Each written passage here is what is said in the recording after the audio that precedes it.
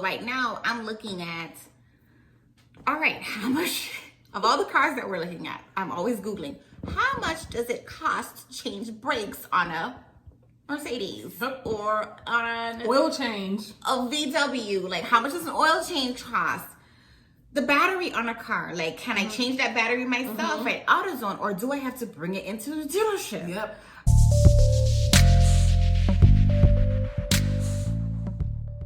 Welcome back to another episode of Finance Fridays with Megan and Stacy. Hello, everyone. As always, make sure to like and subscribe below. We have a new video coming out every single Friday, so tell your friends, your coworkers to click that button below and subscribe to our channel. So today we are going to talk about things you should consider when buying a new car. Aside from your house, your car pretty much is the second biggest expense that you're going to have. So it's important to really think about and research this purchase. So today, Stacy and I are going to go into some tips that we want to give you guys when it comes to buying and looking at a new car. The first one is the budget. Yeah. How much can you even afford? I know some people that are making like $50,000 driving in the Mercedes, as Drake would say, the little baby Benz. And I'm looking around, Not the baby Benz. How did this happen? Like, what? How did you even set this budget? Because they probably didn't set one. They just walked up into the car dealership and bought what they thought they needed. So set a budget. We recommend, if you don't have any major debt, that it's half of your annual income. So if you make $100,000, you should not be purchasing a car that's more than $50,000. If you're making $40,000, under $20,000, if you have no debts, keyword. If you are in debt, you got student loans, personal loans, you're still trying to save what to buy for a house, we recommend a quarter.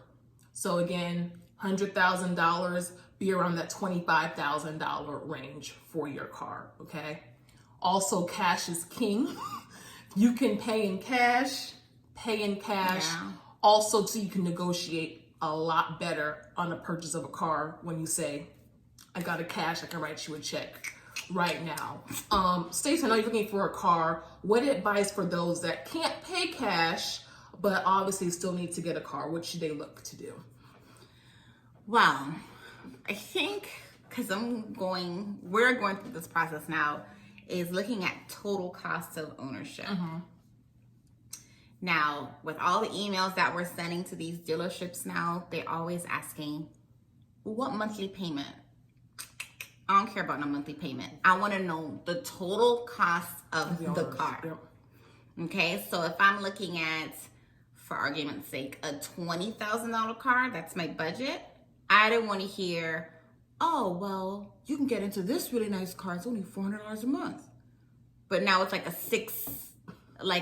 $35,000 car on a 72-month loan. Yeah, with like a 8%, 9% interest rate. Yeah. So you definitely need to find out the total cost of it. And then, like I know, Stacy, you said that you bring in your own financing. Talk about that. Yeah, so you could definitely go to your credit union and get your financing beforehand, because then you already know how much you can afford, right?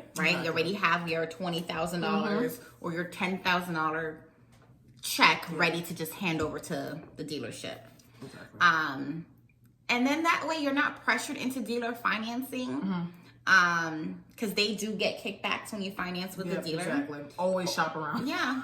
And then you can also use that as a leverage point too. Like, okay, you want me to finance with you? No problem. But what do I get in return? You'll always hear us say never take the first offer with these dealerships. So you have your budget we talked about. You got the budget. You're either going to be paying full cash, which is the goal, or you're going to finance. You're going to shop around for that and make sure it's a low interest rate and you're not signing some 90-month car. Let's make sure that it's something reasonable. You can pay it off in at least minimum 2 years. Yeah. Stacy, now, so you got the car, the budget. Now, what to do once I have my budget, like cost of ownership? What does that look like? So also, when we also talk of total cost of ownership, so right now I'm looking at, all right, how much, of all the cars that we're looking at, I'm always Googling, how much does it cost to change brakes on a Mercedes or on a VW? Mm-hmm. Or on a VW? Or on a Mercedes or on a VW? Okay, so if I'm looking at, all right, how much, of all the cars that we're looking at, I'm always Googling, how much does it cost to change brakes on a Mercedes or on Oil change. a VW. Like, how much does an oil change cost? The battery on a car, like, can I change that battery myself at AutoZone, or do I have to bring it into the dealership? Yep. And then also insurance, car insurance, right? Yeah. Because what you don't want to do is go ahead and buy this car, when they bring it home to insure it. Now your car insurance is $600 a month because you done bought this Tesla or high-end Mercedes. Sports car that's like bright red. I don't know why they charge more. Is that a myth? Yeah, no. Tell us it's if that's a true. myth. Right, But I think supposedly that's true. red cars have higher car insurance. So all things like that, you need to make sure that you're Yeah, definitely shop the insurance before because you don't want sticker shock. Now you gotta, if you are financing it, now you have a $400 note and then and another you got $400 car insurance on top of it. And oh my gosh. And then lifestyle too. Like right now you want a little cute 2-door car, but you know you might be having a kid in a year or two. So no, just things like that. When you're making this decision on ownership, making sure you're looking long term and not just for the right. Absolutely. And then also, never buy a new car. Yeah. Never. Yeah. I mean, so I go back and forth with buying a new car or not. And I think once we hit $1 million net worth, I may consider it. But just because of how my mindset works now, how our mindset works, I always look at cars 2 to 3 years old. Yeah. And the thing is with the new car, first of all, if you're going to be buying a new car from me, you're buying it in cash because you're at that point where this is the car you wanted, you dreamed about it, you can buy it in cash, be done and have it, because the average car depreciates 60% in the first 5 years. So you drive off the lot, it depreciates. I had a Jetta Volkswagen, I still have it. It was a 2018, so it was right in that first new year. I just got it appraised. I was looking at maybe getting a new car, and it was like half the price in 2.5 years. Mine had an accident on it, but still though, it just goes to show how quickly these cars depreciate. So unless you literally can write a check and not even think about it, use cars the new way. And I always recommend off of a lease. That 2 to 3 year, because that way you know they've had all the maintenance done, the Carfax, and all of that. So that 2 to 3 year window is like the golden window for getting cars. And then typically too, in that 2 to 3 years, the body style hasn't changed. Yep. They can't even tell if you're driving a 2020. They can't tell if you're driving for the like Mercedes or BMWs. They don't change their body style often. I drive a Jeep Grand Cherokee. That is the same for 10 years. Body style forever. I think the year that I have, which was a 2012, it's now 2020. It's still the same body style. Yep. They last changed it in 2011 because I remember looking at a 2011 and it was like, I don't like that one. Yeah. It's a little like boxy and weird looking. So I went with a 2012, but I bought that car 2 years old. Yeah. So that's the golden right there. That 2 to 3 right off the lease. It's still going to be probably under 40,000 miles. So you still got some good mileage. Probably only one owner. So all of that is great. Okay. So we got the budget. We know cost of ownership. We know what car we're going to get. The next then is to when you should buy the car.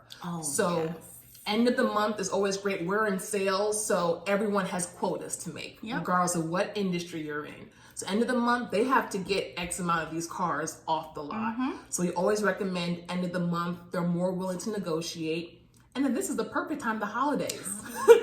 Thanksgiving, Christmas, they have to get those 2020s off the lot to bring in the new car for 2021. So 2017s, 2018s, they want them gone. Yeah. So this is the time now if you're looking to start looking at deals and going that way. And then last is negotiate. The key word is car sales. They're making commission off of this. You can negotiate more with the new car versus a used car. But even if it's just like, hey, I want a free oil changes for a year, or car washes, or brake pad, just anything. Just always ask, because closed mouths don't get fed, and they're going to get you something. Might not be what you originally asked for, but you'll get more than not asking for anything. Definitely ask. we always recommend just doing your research. Yeah. Like I said, I'm going through this car buying process now. Not because I want to, I have to get a new car. But research. Yep. Cargurus.com, carfax.com, cars.com, and just research. Ask your friend if you have a friend that has a car that you like. Hey, how do you like the car? Has it given you any trouble in the past? And kind of get some feedback, because really outside of your house, again, this is probably another investment you're going to have for 10 plus years. Yeah. So take your time with it. This is not something you're just going to get on the whim, unless, like I said, you just got it like that and you can just write checks for new cars. But the average person like us just can't throw away $20,000+. We're not going to do it. And then Google too, like the model, like are there any recalls or what are the problems? I know one of the cars we were looking at, a VW Atlas, I really liked it. But then when I Googled, all these issues. Oh, it was so many issues. I'm going through it now. People were like, if you haven't had any problems with your VW Atlas, you're 1 in a million. Yeah. And I was like, oh my God. Yeah. Scratch that one off the list. Exactly. And then you have the opposite like me, where my car gets great ratings, but I happen to get the lemon. But luckily, like I said, having warranty and having emergency funds saved up, I could take care of it. But that's why it's important to get your checks as well as in car inspections too, any of those new cars. You never know what can happen. But, yeah. So take this car buying process seriously. Yeah. It is something that you're going to be driving for a while, hopefully. You just research before you make a big decision. Research, budget, cost of ownership, be strategic of when to buy it, end of month, end of year holidays, and lastly, negotiate. Negotiate. You have all the power. You have all the power. And until next time, make sure, like I said, to continue to follow us at _Finance Fridays on Instagram, as well as our page here. You can like and subscribe. That button right below. Until next time, have a wonderful and happy Friday. Bye.